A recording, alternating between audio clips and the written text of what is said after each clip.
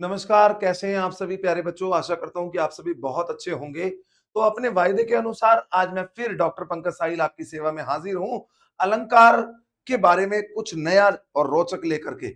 अलंकार के विषय में शब्दालंकार को हम पहले वाली वीडियो में जान चुके हैं। इस वीडियो का पार्ट 1 आप देख सकते हैं, ऑलरेडी पोस्टेड है वो। और अब ये दूसरा जो पार्ट है वो हम आप लोगों की डिमांड पर आपके लिए लेकर के आए हैं, जो आप सराह रहे हैं पार्ट 1 को, वो वाकई काबिले तारीफ है। तो एक ग्रैंड सैल्यूट तो सबके लिए बनता ही है। तो बच्चों, ये जो अलंकार है बेसिक चीज है, यानी कॉम्पिटिटिव एग्जाम को के नजरिए से अगर हम देखें तो भी, और अगर हम स्कूल या कॉलेज एजुकेशन के हिसाब से देखें तो वहां भी बहुत इंपॉर्टेंट है। आप कॉम्पिटिटिव एग्जाम्स की तैयारी कर रहे हैं, जुडिशरी हो, एसएससी हो या कोई और भी हो, उसके लिए भी अलंकार मूल रूप से पूछे जाते हैं। तो आज हम शब्दालंकार हम पहले वाली वीडियो में जैसे मैंने आपको बताया कर चुके हैं। अर्थालंकार के विभिन्न भागों को करेंगे, विभिन्न पार्ट्स अर्थालंकार के पढ़ेंगे। सबसे पहले आप जानिए कि अर्थालंकार क्या है, किसे कहते हैं। उसके बाद हम अर्थालंकार के भेदों को जानेंगे। हालांकि 100 से भी अधिक है, लेकिन मैं कुछ निकाल करके लेकर आया हूं चुनिंदा अलंकार, जिनसे अत्यधिक प्रश्न जो है वो कॉम्पिटिटिव एग्जाम में पूछे जाते हैं, और उन्हीं को लेकर के हम आपकी सेवा में आज हाजिर हुए हैं। तो आइए देर नहीं करते, समय नहीं गवाते और शुरू करते हैं हम आज की वीडियो को। तो अलंकार के विषय में आज हम जानेंगे उपमा, रूपक, उत्प्रेक्षा, मानवीकरण, संदेह और अतिशयोक्ति अलंकार को। सबसे पहले अर्थालंकार की परिभाषा। अर्थालंकार आखिर है क्या? तो जब शब्दों में, शब्दों का तो अब हमने देख लिया था कि शब्दों में चमत्कार हुआ तो शब्दालंकार है। अर्थ में जब चमत्कार होगा तब हम कहेंगे कि यहां अर्थालंकार है। अलंकार है क्या? मैंने पहले वाली वीडियो में भी आपको बताया था, लेकिन थोड़ा सा मैं उस पर भी ध्यान दूंगा कि अलंकार है, बेसिकली अलंकार का शाब्दिक अर्थ है ज्वेलरी, ऑर्नामेंट्स। अब ज्वेलरी कई प्रकार की होती है, जैसे सोने की, प्लेटिनम की, गोल्ड की, सिल्वर की, डायमंड की, डिफरेंट टाइप की ज्वेलरीज होती हैं जो आपके घर में मम्मी वगैरह पहनती होंगी। अपने आप को अट्रैक्टिव दिखाने के लिए हम लोग, और ज्यादा अपनी पर्सनैलिटी को ग्रूम करने के लिए ज्वेलरी का प्रयोग करते हैं। ठीक वैसे ही कवि अपने काव्य में अलंकार का प्रयोग करते हैं। अलंकार वे तत्व हैं जिनसे काव्य में रोचकता आ जाती है, सुंदरता आ जाती है। तो आइए जानते हैं। अर्थालंकार को मैंने अभी आपसे बताया कि अर्थ में चमत्कार, अर्थ में चमत्कार होना ही अर्थालंकार है। तो अब हम यहां अर्थालंकार के भेदों की चर्चा करेंगे। तो आज हम अर्थालंकार को समझ रहे हैं। अर्थालंकार क्या है बेटा? मैंने आपको पहले ही बताया, अर्थालंकार क्या है? जहां अर्थ में चमत्कार हो। शब्दों की बात नहीं कर रहा हूं क्योंकि वो पहले वाली वीडियो में ऑलरेडी है, तो टाइम वेस्ट नहीं करते। और अर्थ में चमत्कार हो, यानी शब्द, काव्य की पंक्तियां हैं, उसका मीनिंग निकल रहा है, उसमें कोई चमत्कार आ रहा है, तब हम कहेंगे कि यहां पर अर्थालंकार है। अब अर्थालंकार के जो भेद हैं तो वो है, अर्थालंकार के भेदों में हम कह सकते हैं सबसे पहले है उपमा, उपमा के बाद है रूपक, रूपक के बाद है, जो मेन है जिनसे प्रश्न आते हैं, उत्प्रेक्षा, उत्प्रेक्षा के बाद है मानवीकरण, और मानवीकरण के भी बाद है संदेह, और संदेह के भी बाद है अतिशयोक्ति। तो आज की वीडियो में बहुत इंपॉर्टेंट है आपके लिए, आज की बहुत अच्छी जानकारी है आप लोगों के लिए। तो आज की वीडियो में आप जानेंगे बहुत कुछ नया, जो आपने कभी पहले देखा ही नहीं होगा, कोई सुना ही नहीं होगा। आज तक आपको अलंकार कैसे सिखाए गए? केवल आपके मुंह में स्पून फीडिंग करा दी गई, केवल आपको एक बाइट की तरह से बता दिए गए कि भाई ऐसे कर लो, ऐसे कर लो, ऐसे कर लो, बस हो जाएगा। तो अब मैं बहुत छोटे से पीरियड में, बहुत छोटे समय में आपको अलंकार की विभिन्न ट्रिक्स बताऊंगा कि जैसे मैंने शब्द अलंकार में बताया कैसे पहचाना जाता है, ऐसी अर्थालंकार में हम कैसे पहचानते हैं। तो आइए सबसे पहले बात करते हैं हम उपमा अलंकार की। जी, कौन सा अलंकार है? उपमा अलंकार। तो क्यों ना हम शुरू करें उपमा अलंकार से ही। तो उपमा अलंकार, उपमा का मतलब क्या है? आप क्या समझ रहे हैं? उपमा यानी तुलना, तुलना के रूप में, यानी जब हम तुलनात्मक अध्ययन करते हैं दो चीजों का कंपैरेटिवली, यानी उपमान, उपमेय, विशेषण और विशेष्य, यानी जिसकी विशेषता बताई जाए, विशेषण, जो विशेषता बताई जा रही है विशेषण है, जिसकी बताई जा रही है विशेष्य, ऐसी उपमान उपमेय होता है। ठीक है? तो जहां पर भी इसमें वाचक शब्दों का ज्यादा प्रयोग करते हैं, वाचक शब्द क्या है अब आपको पता होना चाहिए। वाचक शब्द में आ जाते हैं सा, ते, ती, तरिस इत्यादि शब्द अगर आ जाएं तब आप कह सकते हैं यहां पर उपमा अलंकार है। अब भाई कैसे पता चलेगा कि उपमा अलंकार है? तो मैंने आपको ट्रिक बताई कि जहां भी सेंटेंस के अंदर सा से सी सरिस आ जाए वहां पर आप समझ लेना कि उपमा अलंकार है। जैसे जैसे पीपर पात सरिस मन डोला, पीपल के पत्ते की भांति मेरा मन डोल गया। सरिस आ गया ना वाचक शब्द। तो यहां पर क्या है? उपमा अलंकार। बहुत डीप नहीं बताऊंगा, आपको बेसिक चीजें बताऊंगा जिससे कि आपको बोरियत भी महसूस ना हो। हालांकि पूर्णोपमा, लुप्तोपमा बड़े सारे इसके पार्ट होते हैं, पर उतना सब आपको जानने की जरूरत नहीं है। आपने कौन सा नेट जेआरएफ क्लियर करना है भाई हिंदी में? आपको तो सिर्फ इतना ही पता होना चाहिए कि उपमा भी अर्थालंकार का एक पार्ट है।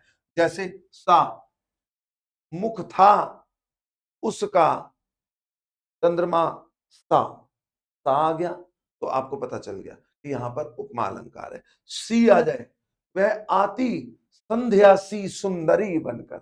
देखिए, वह आती संध्या सी सुंदरी बनकर। अब भाई आप पहचानने की कोशिश करो बेटा कि किस लिए यहां पर उपमा है। हाँ बिल्कुल ठीक, शाबाश, क्योंकि यहां सी आ गया और सी क्या है? वाचक शब्द। सी क्या है? वाचक शब्द। वेरी गुड, आप तो बहुत अच्छे हैं भाई, इंटेलिजेंट हो गए बच्चे। से है ना, वह मोती से सुंदर। वह, अब देखिए, मोती से सुंदर। अब यहां पर से आ गया, से क्या है? वाचक शब्द। तो भाई मैंने आपको बताया कि उपमा अलंकार कहाँ होता है, बस आप पहचान कर लो। उपमा का मतलब है एक दूसरे को कंपैरेटिवली हम अध्ययन करें या किसी की किसी से तुलना की जा रही है, वहां पर आप समझ जाना। और उन तुलनाओं को व्यक्त करने के लिए सा, से, सी और सरिस ये शब्द आएंगे, तब आप वहां पर बेसिकली बेहिचक क्या कहेंगे कि यहां पर उपमा अलंकार है। तो कैसी लगी ट्रिक उपमा को पहचानने की? फिर दोबारा बता रहा हूं, सा से सी सरिस इत्यादि वाचक शब्द अगर लगे हुए हों, यानी किसी की तुलना बताने के लिए दो शब्दों के बीच में उपमान उपमेय विशेषण विशेष्य के मध्य क्या आ रहे हो, सा से सी सरिस आ रहे हो, तो आप क्या कहेंगे यहां पर कौन सा अलंकार है भाई? उपमा अलंकार है। कौन सा अलंकार है? उपमा। फिर से सुन लीजिए, कौन सा अलंकार है? उपमा। तो आपको उपमा क्लियर हो गया, और अगर कोई डाउट हो तो आप मुझसे पूछ लीजिए। दूसरा अलंकार है रूपक। अर्थालंकार का अगला पार्ट है रूपक। अब रूपक कहां होता है? थोड़ा सा ट्रिकी है, थोड़ा सा ध्यान दीजिएगा। उपमा में तो मैंने क्या बताया था, सा से सी सरिस आ जाते हैं, जिससे आप इजीली पता लगा लेते हैं कि दोनों के मध्य उपमान क्या है, उपमेय क्या है, विशेषण क्या है, विशेष्य क्या है, जहां तुलना का आपको पता चल रहा है। पर यहां तुलना तो यहां भी है, रूपक में भी, समझिएगा ध्यान से। लेकिन यहां कोई वाचक शब्द नहीं होगा, आपको पता ही नहीं चलेगा। आप थोड़ा सा मन में एक डाउट सा आ जाएगा कि आपको क्लैरिफाई नहीं हो पाएगा, लेकिन वो आपको पहचानना होगा। अब आप कैसे पहचानेंगे? देखिए, चरण कमल बंदो हरि राई। ठीक है भाई, चरण कमल बंदो हरि राई, यानी बंदे के लिए, परमात्मा के जो चरण है वो कमल के समान है। तो यहां पर कमल और चरणों की, भगवान के चरणों की, ठीक है, तुलना की गई है कमल के समान। तो यहां पर के समान, के रूपी, ये तो पता चल रहा है, लेकिन यहां पर है नहीं कुछ भी, वाचक शब्द कोई नहीं आ रहा। तो आपको ये क्लियर हुआ कि किस तरीके से यहाँ पर हमारा रूपक अलंकार है। और एक वो गाना आपने सुना होगा ना, पायो जी मैंने राम रतन धन पायो। तो यहाँ देखिए, पायो जी मैंने राम रतन धन पायो। अब बेटा यहां पे भी आप देख रहे हैं कि राम रतन, राम रूपी रतन, राम के समान रतन, तो यहां पर क्या हो गया? रूपक अलंकार हो गया। तो बस बेसिकली ध्यान इतना रखना है कि कोई वाचक शब्द नहीं होगा उपमा की तरह, और आपको दो वस्तुओं के बारे में तुलना यहां भी दिखाई जाएगी, बस उसको आइडेंटिफाई कर लेना। तो अब वहां पर कौन सा अलंकार होगा? रूपक अलंकार। ठीक है, एक और उदाहरण दे देता हूं। आए महंत वसंत। ठीक है भाई। अब महंत कौन होते हैं? पुजारी। ठीक है। और वसंत क्या होता है? स्प्रिंग। तो मतलब वसंत का मौसम आ गया, महंत के समान, पुजारी के समान। तो यहाँ पर कौन सा हो गया? रूपक अलंकार हो गया। ठीक है। तो यहाँ भी तुलना तो है, लेकिन क्लियरली हमें नहीं पता चलता, थोड़ा सा हमें समझना पड़ता है।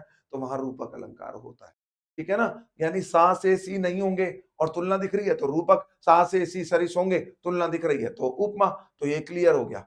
फिर बता रहा हूं, सा से सी सरिस वाचक शब्द होंगे तो उपमा, और नहीं होंगे तो रूपक। बात दो ही चीजों की होगी दोनों में, ये सिमिलैरिटी है। और डिफरेंस क्या है? कि वाचक शब्द होंगे और नहीं होंगे। होंगे तो उपमा, नहीं होंगे तो रूपक। अब मैं बात करता हूं, उपमा और रूपक आपको क्लियर हो गया, शाबाश। अब हम बात करते हैं, तीसरा है हमारा उत्प्रेक्षा। बहुत ही आसान तरीके से आपको बताऊंगा, जैसे अभी उपमा को बताया। ठीक है। उत्प्रेक्षा के भी बहुत सारे भेद हैं, पर वो जानने की जरूरत नहीं। जहां पर ज्यों, जू, जनु, जानो, मनु, मानो आदि शब्द आ जाएं, तब आप समझ लेना कि वहां पर उत्प्रेक्षा अलंकार है। मेरे ना एक टीचर थे क्लास 10th में, मुझे आज भी याद है, जिनका नाम था आदरणीय महेंद्र कुमार सप्रा जी। श्री महेंद्र कुमार सप्रा जी ने मुझे बड़े अच्छी ट्रिक सिखाई थी, और क्लास 10th से बेटा आज भी मुझे ये ट्रिक्स याद हैं। और मैं उन्हीं ट्रिक्स के माध्यम से अपने स्टूडेंट्स को बताने की कोशिश करता हूं, ताकि वो अलंकार को समझ जाएं। मेरा स्पेशलाइजेशन भी अलंकारों में रहा है, और मुझे बहुत पसंद है अलंकार का जो चैप्टर है, और वो चुटकियों में बच्चे याद कर लेते हैं जब मैं उनको ट्रिक से बताता हूँ। तो जहां पर ये चीजें मैंने बताई, मेरे गुरु ने मुझे सिखाया, मैं आपको सिखा रहा हूं। जो त्यों जनु जानो मनु मानो इत्यादि शब्द आ जाए, वहां पर कौन सा अलंकार आएगा? उत्प्रेक्षा। ये आप समझ जाना। जहां पर ज्यों, जू, जनु, जानो, मनु, मानो इत्यादि शब्द आ जाए, वहां पर उत्प्रेक्षा। ठीक है ना। समझ आ गया। तो हम इसका उदाहरण बताइए क्या होगा। ठीक है। तुम आए, लला, जू, चिराग जले। तुम आए लला जू चिराग जले, तुम ऐसे आए कि मेरे घर में चिराग चिराग जो थे वो रोशन हो गए। तो यहाँ पर जू शब्द आ गया। आपने देखा जू आने के कारण यहाँ पर कौन सा अलंकार है? उत्प्रेक्षा अलंकार है। जनु, ठीक है। तुम सा जनु मोको नाही, कि तुम्हारे जैसा कोई जन मेरे पास नहीं है। तो यहाँ पर हम क्या कह सकते हैं? उत्प्रेक्षा। तो समझ आ गया उत्प्रेक्षा आपको। यानी जहां पर भी जो तो जनु जानो मनु मानो इत्यादि शब्द आ जाए। मुख मानो चंद्रमा साउ उसका। अब देखिए, एक सेंटेंस में दो अलंकार भी हो सकते हैं, समझिएगा। मुख मानो चंद्रमा सा उसका। अब आप देखिए ध्यान से, एक तो यहां पर मानो आ गया, मानो आया तो उत्प्रेक्षा। ठीक है बेटा। और चंद्रमा सा आया तो यहां पर उपमा। मैंने आपको पहले ही बताया था कि जहां पर सा से सी आते हैं वहां उपमा। तो एक वाक्य के अंदर, एक पंक्ति के अंदर विभिन्न अलंकार भी हो सकते हैं, पर वो आइडेंटिफाई आपको करने होंगे। तो आशा करता हूं कि उत्प्रेक्षा भी आपको क्लियर हो गया होगा। अब मैं अगले की बात करूं तो अगला अलंकार है, बहुत ही जबरदस्त और सरल तकनीक से मैं आपको बता रहा हूं, मानवीकरण। बहुत सारे लोग इसका प्रोनाउंसिएशन ही गलत करते हैं, मानविकीकरण बोलते हैं। मानविकीकरण नहीं होता, मानवीकरण होता है। अब कहां होता है मानवीकरण? When we pressurize the human activities on the natural activities is called मानवीकरण अलंकार। जब हम प्राकृतिक क्रियाकलापों पर, यानी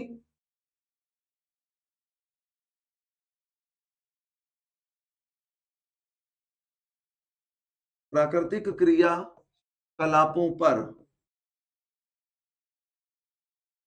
मानवीय क्रियाकलापों का आरोपण।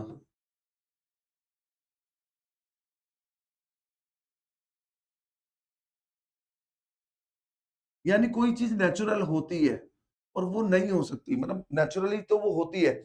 और कोई चीज, जैसे इंसान रो रहा है, इंसान हंस रहा है, और अब हम कहते हैं प्रकृति रो रही है, प्रकृति हंस रही है। इंसान आंखें फाड़ रहा है, आंखें तो फाड़ करके इंसान ही देखता है ना, लेकिन हम कहते हैं प्रकृति आंखें फाड़ रही है, तो क्या होगा? यानी नेचुरल चीजों को अगर हम ह्यूमन वाली चीजों के साथ कोरिलेट करने की कोशिश करेंगे और उन पर प्रेशराइज करेंगे, तब हम कहेंगे वहां पर कौन सा अलंकार है, मानवीकरण अलंकार। जब हम प्राकृतिक क्रियाकलापों पर मानवीय क्रियाकलापों का आरोपण करते हैं तो वहां पर मानवीकरण अलंकार होता है।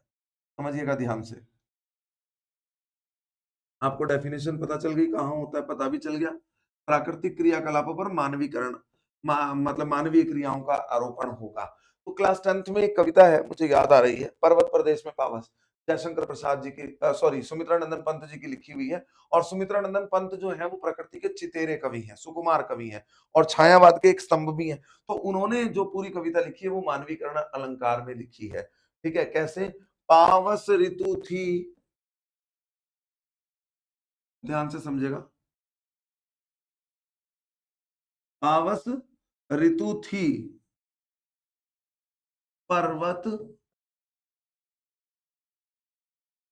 प्रदेश, पल पल परिवर्तित प्रकृति वेश। अब देखिए बेटा, पावस ऋतु मतलब वर्षा ऋतु, वर्षा ऋतु थी पर्वतीय क्षेत्रों में, ठीक है। और पल पल परिवर्तित प्रकृति वेश, हर एक पल, हर एक क्षण प्रकृति अपने वेश को बदल रही थी। अब वेश प्रकृति कैसे बदल सकती है भाई?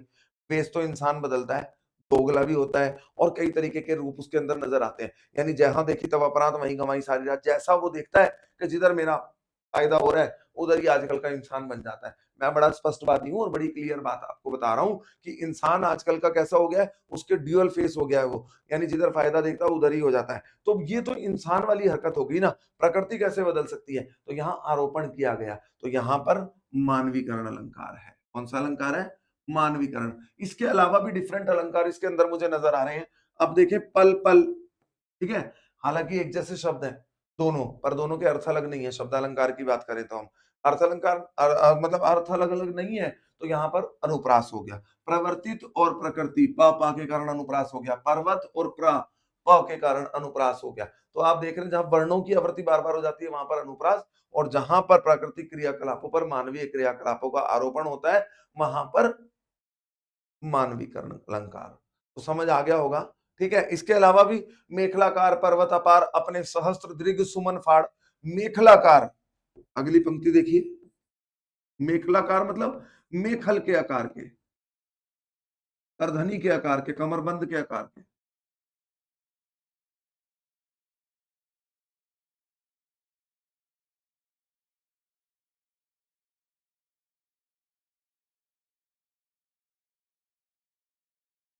अब मेखलाकार पर्वत अपार, मेखल के आकार के, करधनी के आकार के, कमरबंद के आकार के वहां असंख्य पर्वत हैं पर्वतीय क्षेत्रों में। अपने सहस्त्र, सहस्त्र मतलब हजारों, दीर्घ मतलब आंखें, अब अपनी हजारों आंखों को फाड़ फाड़ के, सुमन मतलब फूल, अपनी हजारों फूल रूपी आंखों को फाड़ फाड़ करके पर्वत अपने सौंदर्य को निहार रहे हैं। मतलब समझने की कोशिश कीजिए कि जैसे इंसान अपनी आंखें फाड़ता है और अपने आप को देखने की कोशिश करता है शीशे के अंदर, ऐसे ही पर्वत जो हैं वर्षा ऋतु के आ जाने से हरे भरे हो गए हैं, चारों तरफ हरियाली है और अपनी हजारों, उनके ऊपर जो फूल खिल गए हैं उन फूलों को कवि ने उनकी आंखें बताया। अब वो हजारों आंखों से फाड़ फाड़ करके अपने सौंदर्य को नीचे की तरफ देख रहे हैं, तब हम कह सकते हैं, क्योंकि आंखें फाड़ना इंसान का काम होता है, प्रकृति का नहीं। तो यहाँ नेचर के साथ दिखाया गया है, प्राकृतिक क्रियाकलापों के साथ मानवीय क्रियाकलापों का आरोपण किया जा रहा है, तब हम कह सकते हैं यहाँ मानवीकरण अलंकार है। तो आपको क्लियर हो गया मानवीकरण। अगला जो अलंकार है वो है संदेह। भाई संदेह कहाँ होता है? जहां डाउट की स्थिति हो जाए। अब मान लीजिए आपको, आपकी मम्मी का दुपट्टा पड़ा है, चुन्नी घर में पड़ी हुई है, अब वहां अंधेरा हो गया बिल्कुल, और आपने क्या कर दिया? आप क्या मान गए कि भाई ये तो सांप है। अब आपके मन में तो ये डाउट हो गया कि सांप है और आप उछल करके फटाफट से कहाँ खड़े हो गए? बेड पे खड़े हो गए। तो वहां पर आपने संदेह कर लिया, था नहीं लेकिन हो रहा है, डाउट आ गया मन के अंदर, ठीक है ना। तो ऐसे ही जहां डाउट, समझ मतलब समझ ही ना आए आपको, क्लियरली ना हो कि किसके बारे में बात कही जा रही है, आखिर बात किसके बारे में हो रही है, शक, ठीक है, इत्यादि, जहां पर डाउट हो, इंग्लिश में भी समझे तो डाउट, ठीक है ना? तो जहां पे डाउट होगा भाई, वहां पर संदेह अलंकार होगा।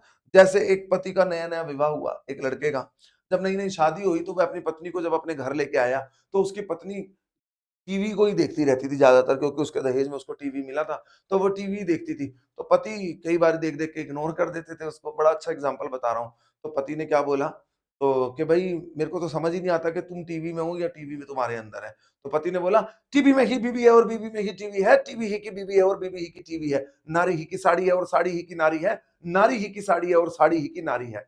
लगा ना एक रैप जैसा। हिंदी है ही इतनी मस्त चीज। फिर सुनिए, टीवी में ही बीवी है और बीवी में ही टीवी है, टीवी ही की बीवी है और बीवी ही की टीवी है, नारी में ही साड़ी है और साड़ी में ही नारी है, नारी ही की साड़ी है कि साड़ी ही की नारी है। तो यहां पर आप डाउटफुल हो गए, हमें नहीं पता चल रहा कि टीवी की बात करी जा रही है या बीवी की बात की जा रही है, नारी की बात की जा रही है या साड़ी की बात की जा रही है, तब हम कह सकते हैं यहां पर संदेह अलंकार है।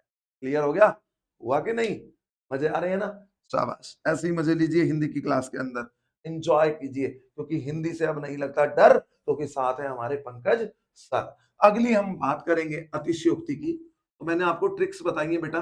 फालतू बहुत लंबा बनाऊंगा वीडियो को तो आप समझेंगे नहीं, इसलिए मेन मेन चीजें सीखिए। अतिशयोक्ति अलंकार कहाँ होता है भाई? जहां पे बात को बढ़ा चढ़ाकर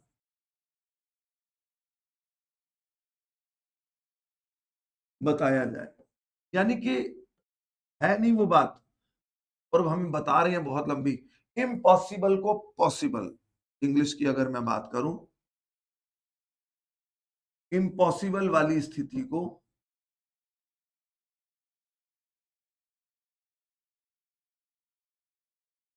पॉसिबल दिखा रहे हैं, वहां पर कौन सा अलंकार होता है? अतिशयोक्ति अलंकार होता है। ठीक है ना? यानी जो चीज हो नहीं सकती, असंभव है, हम विश्वास भी नहीं कर सकते, उस बात को बताना अतिशयोक्ति अलंकार होता है। बहुत ही बढ़ा चढ़ा करके बात को कहना। इसका एक उदाहरण आप देखिए बहुत ध्यान से।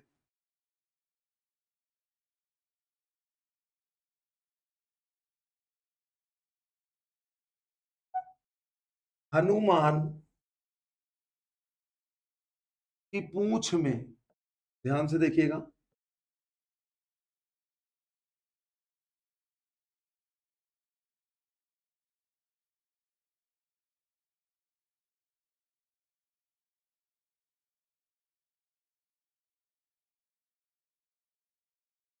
लगन न पाई आग,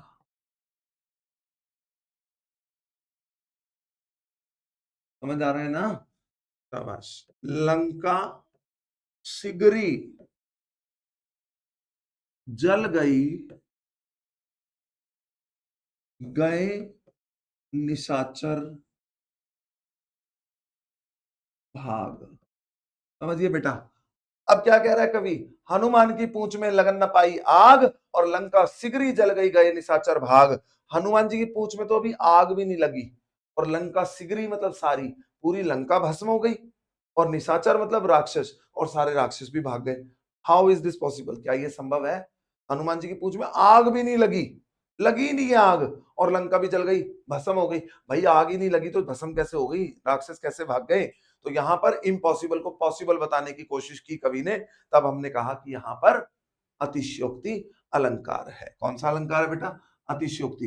दूसरा, जब तक राणा ने सोचा, अब राणा जो थे वो घोड़ा लेकर के चल रहे थे, आगे घोड़े के नाला आ गया, नया घोड़ा था क्योंकि चेतक की मृत्यु हो गई थी, तो राणा ने सोचा इस पार, तब तक चेतक था उस पार। अब पीछे पीछे दुश्मन आ रहे थे, राणा अभी सोच ही रहे थे कि नया घोड़ा है, अड़ गया, तब तक चेतक उस पार हो गया। तो मतलब इमेजिन से भी परे की बात है, इमेजिनेशन से भी परे की बात है। हमें नहीं लगता कि ऐसा कुछ हो सकता है, लेकिन होने की बात बताई जा रही है। तब हम वहां कहेंगे कि यहाँ पर अतिशयोक्ति अलंकार है। क्यों भाई? बिंदास समझ आ रही ना अलंकार? आशा करता हूँ कि आपको समझ आ रहा, आशा नहीं करता, मैं विश्वास करता हूँ कि मेरे बच्चों को समझ आ गए होंगे। तो आज मैंने अर्थालंकार के विभिन्न भेद बताए। कौन कौन से बताए? सबसे पहले उपमा, शाबाश। दूसरा रूपक, तीसरा उत्प्रेक्षा, चौथा बताओ जल्दी, चौथा संदेह, वेरी गुड, मानवीकरण, और छठा अतिशयोक्ति। लो भाई, 20-25 मिनट के अंदर आपको ये 6 अलंकार टिप्स पे याद करवा दिए। ठीक है ना? अब एक बार फिर से मैं बता रहा हूँ, उपमा कहाँ होता है बेटा? जहाँ पर सा, से, सी वाचक शब्द आ जाएँ और 2 वस्तुओं की तुलना हो, वहाँ पर उपमा। रूपक कहाँ होता है? जहाँ पर कोई वाचक शब्द नहीं होगा लेकिन तुलना वहाँ भी होगी, सा से सी नहीं लगेगा, वहाँ पर भी उपमा ना होकर के कौन-सा होगा? रूपक होगा। पायो जी मैंने राम रतन धन पायो, ठीक है ना? वर चरण कमल बंदो हरि राई, तो रूपक हो गया और उपमा में कहाँ होगा उपमा? पीपर पात सरिस मन डोला, ठीक है ना? मुख उसका चंद्रमा सा उज्ज्वल, सा से सी आ रहे हैं तो उपमा हो गया। अब उत्प्रेक्षा जहाँ पर भी जो, तो, जनु, जानो, मनु, मानो इत्यादि शब्द आ जाएँ। राधा जू हमारी लाडली, जू आ गया ना? राधा जैसी हमारी लाडली, तो वहाँ पर क्या हो गया? उत्प्रेक्षा हो गया। संदेह जहाँ डाउट हो जाए, जहाँ पे क्लियर ना हो, नारी की ही सा नारी में ही साड़ी और साड़ी में ही नारी है, नारी ही की साड़ी और साड़ी ही की नारी है, टीवी में ही बीवी है और बीवी में ही टीवी है, टीवी ही की बीवी है और बीवी ही की टीवी है। तो जहाँ पर क्लैरिटी नहीं मिल रही, हम डाउटफुल स्थिति में हैं, हमारा दिमाग जो है वो डाउट में आ गया है, तो वहाँ पर संदेह अलंकार। मानवीकरण जहाँ पर प्राकृतिक क्रियाकलापों पर मानवीय क्रियाकलापों का आरोपण कर दिया जाए, जहाँ पर नेचुरल एक्टिविटीज के ऊपर और हम ह्यूमन एक्टिविटीज को प्रेशराइज करने की कोशिश करते हैं, दैट इज वी कॉल्ड मानवीकरण अलंकार इन हिंदी ग्रामर। जैसे मैंने बताया था, पावस ऋतु थी पर्वत प्रदेश, पल पल परिवर्तित प्रकृति वेश, मेखलाकार पर्वत पार अपने सहस्त्र दीर्घ सुमन फाड़, आंखें फाड़ करके देखना, प्रकृति का वेश बदलना, सब इंसान करते हैं भाई। और यहाँ पर हम नेचुरल चीजों के साथ बता रहे हैं, तो यहाँ मानवीकरण अलंकार। अतिशयोक्ति जहां पर इम्पॉसिबल को पॉसिबल दिखाया जा रहा है, बात को बड़ा चढ़ा के बताया जा रहा है, बात है नहीं उतनी बड़ी लेकिन बता रहे हैं हम। जैसे मैंने बताया, हनुमान जी की पूंछ में लगन न पाई आग, लंका शीघ्र ही जल गई, गए निशाचर भाग के। हनुमान जी की पूंछ में तो अभी आग भी नहीं लगी थी और लंका भी भस्म हो गई और निशाचर भी भाग गए। तो अब आप जानेंगे, जान लिया आपने, जानेंगे क्या, जान चुके हैं आप कि कैसे अर्थालंकार के भी विभिन्न भेद होते हैं और उसमें इंपॉर्टेंट भेद कौन से हैं। तो मैं डॉक्टर पंकज साहिल आज की इस वीडियो को यही खत्म करके आपसे इजाजत लेता हूं, आपसे आज्ञा लेता हूं और अपने वायदे के अनुसार फिर हाजिर होऊंगा आपकी सेवा में हिंदी के विषय में कुछ नया लेकर के। तब तक के लिए आज्ञा दीजिए। अब हमें नहीं लगता हिंदी से डर, क्योंकि साथ है हमारे पंकज सर। तो बिल्कुल मैं आपके साथ हूं बेटा, और आप लगे रहिए, मेहनत करते रहिए, क्योंकि मेहनत करने वालों की कभी हार नहीं होती और ऐसे ही बातें बना लेने से नौका पार नहीं होती। और कुछ किए बिना तो जय जयकार नहीं होती। कुछ कर दिखाइए, अपने अंदर जज्बा भर लीजिए, अभी नहीं तो कभी नहीं, क्योंकि अगर सफलता चाहिए तो मेहनत तो हमें करनी ही पड़ेगी। तो मेहनत कीजिए, मैं हमेशा आपके साथ था, आपके साथ हूं और आपके साथ रहूंगा। हिंदी से ना डरिएगा, हिंदी में भी करियर बन सकता है। कोशिश आप कीजिए और गारंटी हमारी होगी। तो आज्ञा दीजिए, जय हिंदी, जय हिंदुस्तान, बाय। ठीक है, हिंदी सीखो विद पंकज। God bless.